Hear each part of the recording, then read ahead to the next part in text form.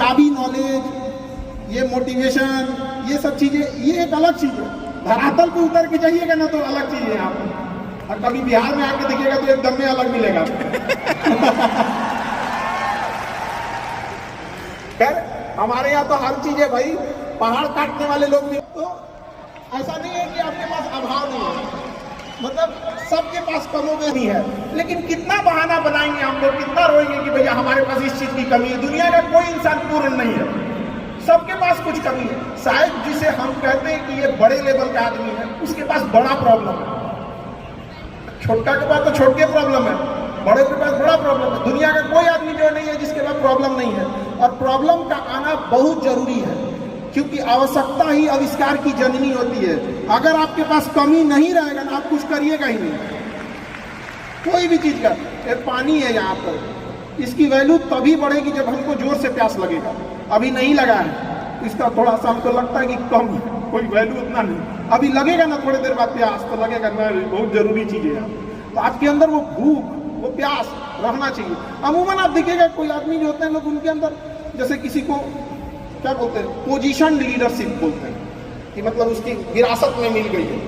दादा ने कोई बिजनेस खड़ा किया, पिता ने किया, जब उसको मिलता है तो उतने अच्छे से नहीं संभालता। कुछ लोग संभाल भी लेते हैं, लेकिन कुछ लोग उतने अच्छे से भी नहीं संभाल पाते। कितना ठोकर लगा है, ये बहुत ठोकर नहीं लगेगा ना, जिस पत्थर पे चोट नहीं पड़ती है वो कभी मूर्त नहीं बनता है। इसलिए जितना ये आपके लिए अच्छी बात है, क्योंकि बड़े बड़े लोगों की जिंदगी में मुसीबत आती है, वो मुसीबत ही आती है बड़े लोगों के लिए, क्योंकि फिल्म में जो सबसे टफ रोल होता है ना, तो बढ़िया हीरो के कंधे पे दिया जाता है। तो ये पृथ्वी पे भी ना ऊपर वाले को पता है कि ये बढ़िया हीरो है, इसको थोड़ा सा हम लोग रोल देते हैं बढ़िया, तो बड़ी जिम्मेदारी देने से पहले ऊपर वाला भी ना आपको टेस्ट करता है, टेस्ट करके ही देखेगा कि नहीं करेगा। हम लोग छोटा सा कोई सामान खरीदते हैं तो उसको ठोक बजा के चेक करते हैं कि सह लेगा कि नहीं सह लेगा।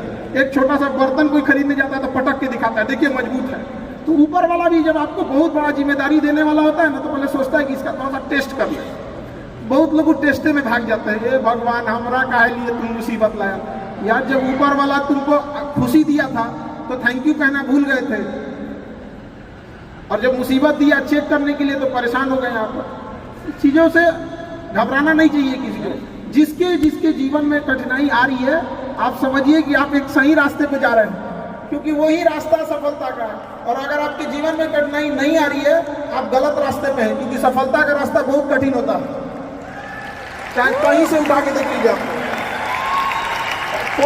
कोई कह सकता है कि इसमें आप में किसी को कठिनाई नहीं है, कोई भी कह सकता है, कभी नहीं कह सकता है आप। इतने लोग में से कोई, सबके जीवन में आएगी कठिनाई। कठिनाई का आना है, पार करके निकल जाएंगे हम लोग यहाँ सीखेंगे। और कठिनाई से आने से एक चीज और फायदा होता है कि हमें समाज की एक वो हिस्सा देखने को मिलता है जो हम नहीं देख पाते। कठिनाई के बाद पता चलता है कि दुनिया कैसी थी और हम कैसा समझ रहे थे इसको। बहुत जरूरी है इस चीज को, और समाज का एक असली चेहरा दिखा के रखना लोगों को। आजकल यंग जनरेशन जो है ना, अचानक सोचती है सफल हो जाए। अचानक कभी नहीं सफल हो सकते हैं। रातों रात जो सफल होते हैं ना, रातों रात गायब हो जाते हैं। आप कई एग्जाम्पल होंगे आप लोग के पास जो देखे होंगे, रातों रात सक्सेस होता है ऐसा, फिर उसके बाद देखिएगा रातों रात गायब भी हो जाते हैं, क्योंकि धीमी आंच पे ही खाना तेज अच्छा बनता है, और अचानक बना देंगे खुद तेज जल जाएगा खाना। इसलिए थोड़ा थोड़ा स्टेप बाय स्टेप कोशिश कीजिएगा कि आगे बढ़े, चाहे आप जिस फील्ड में हैं, वट एवर फील्ड आपका बेटर जानते हैं, आप लोग एक्सपीरियंस आप लोग के पास होगा चीज़ों के लिए। लेकिन ज़्यादा दिमाग लगाने के प्लानिंग के चक्कर में मत रहिएगा।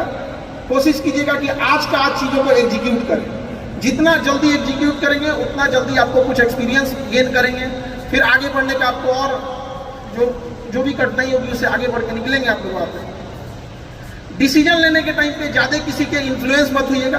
और कई बार होता क्या है ना कि हम किसी के दबाव में डिसीजन ले लेते हैं। आप सुनिए सबकी, अकेले डिसीजन मत लीजिए, 3-4 आदमी से देखिए, ताकि नहीं तो मोहम्मद बिन तुगलक हो जाएंगे। अकेले डिसीजन लेंगे। वो राजधानी चेंज कर दिया, दिल्ली से लेकर चल गया दौलताबाद पर, और गर्मी के दिन में आधा आदमी को ले जाकर मुँह दिया उधर ले जाकर, फिर यार तो आधा मर गए। मुझे कैसे, कहा महाराज इतना दिक्कत था, कहा वापस चलो, वापस ले जाकर मार दिया आधा। अपने से डिसीजन लेने के चक्कर में मत रहिएगा।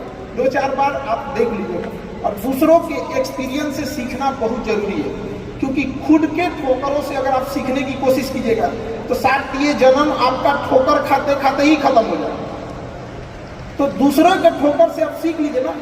आदमी थोड़े दूर जाता है तो किसी से पूछ लेता है कि कहाँ से मुड़ना है, कहाँ से नहीं मुड़ना है। तो अपने जीवन में भी कभी कुछ है तो सीख लिया कीजिए। कभी कभी आपसे छोटे लोग भी आपको बहुत अच्छा ज्ञान दे देते हैं। कोई इस चीज़ का अंत नहीं होता है सीखने का। सीखने के मामले में थोड़ा बेशरम बनना पड़ता है कि भाई जहाँ से मन मिले वहाँ से सीख लेना चाहिए जो भी चीज़। हमको तो लगा था कि विवेक बिंद्रा जी हम लोग को भी कुछ सिखाएंगे। हालांकि चीज़ें बहुत पता है। एक 2 साल पहले, 1.5 साल पहले हमसे एक बात उन्होंने बोला था कई चीज़ों के लेकर, डिसीजन को लेकर। काफ़ी अच्छी मित्र है हमारे। तो उन्होंने कहा कि इक्विटी जो है वो काफ़ी इंपॉर्टेंट चीज़ होती है। कई बार ऐसे डिसीजन लेने में, हम लोग एक टीचर हैं, उतना बिजनेस के बारे में हार्डकोर उतना आइडिया नहीं था, टीचिंग के मामले में ज़्यादा था। तो एक आध डिसीजन गलत ले रहे थे लोग, उन्होंने भी काफ़ी इस चीज़ों में हेल्प किया था। तो किसी से डिस्कस कर लेना चाहिए और इंस्टेंट डिसीजन लेने से बचिएगा। इंस्टेंट अचानक कुछ हुआ, नहीं हम भी ऐसा करेंगे, ऐसा नहीं होना चाहिए। इंस्टेंट डिसीजन कभी भी हमेशा खतरनाक होता है। डिसीजन क्या ले रहे हैं आप सामने वाले का सुनिएगा। कई बार ऐसा होता है लोग डिस्कशन के नाम पे अपनी बतिया ठोक देते हैं। 4 आदमी के बीच में बैठेंगे और कहेंगे हम ऐसा सोच रहे हैं। ऐसा कभी मत कीजिएगा, पहले उनकी सुन लीजिएगा कि वो लोग क्या बोल रहे हैं। क्योंकि जब आप किसी बड़े लेवल पे होते हैं ना, आप कहेंगे कि हम ऐसा सोच रहे हैं तो आपके नीचे वाले लोग भी ना आप ही की बात में हाँ में हाँ मिला देते हैं। तो बेटर है पहले उनके अपना बोलने से पहले उनकी बातें सुन लीजिए।